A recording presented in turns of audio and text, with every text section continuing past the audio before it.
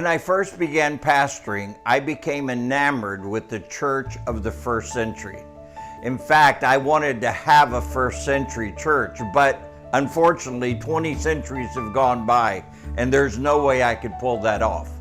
What I like about the first century church was its simplicity and the power that it seemed to receive from doing a few things, but doing them well. As you look at the first church in Jerusalem, in Acts chapter 2, you see that they were simple gatherings of people, sometimes in homes or in public gathering places. There was food, there was shared time when they would eat together and share together what God had given them.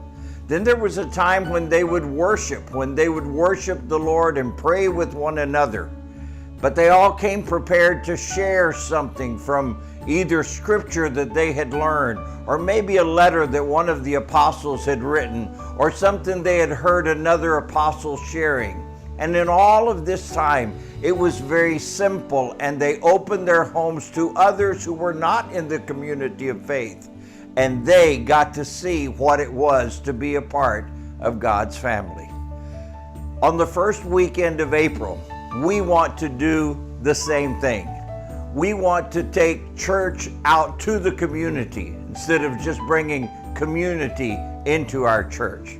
To do that, we are needing 30 to 40 people who will say, I will serve as a point person.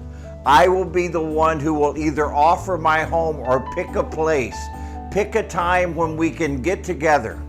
You will put together a small team, a team that'll help you put together the food and bring things and invite people outside of our church community so that together they can worship the Lord, they can learn. On that day, we will provide for you, if you are going to be in your home, a video that will have a brief teaching about Holy Week and what that means to our lives today.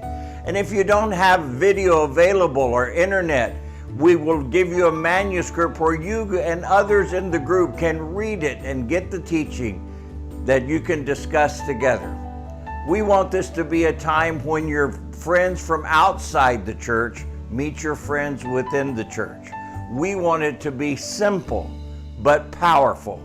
And when it's all said and done, on that Sunday evening, April 2nd, the members will all join together to hear the reports, to hear what God has done in all the homes, to sing together, to give our offerings, and then to celebrate the Lord's Supper as we begin this very important week that we call Holy Week.